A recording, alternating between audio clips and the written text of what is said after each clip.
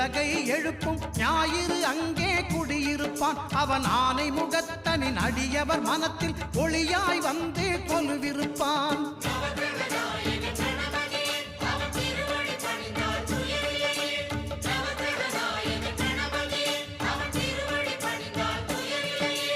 ஒன்பது கோளும் ஒன்றாய் காண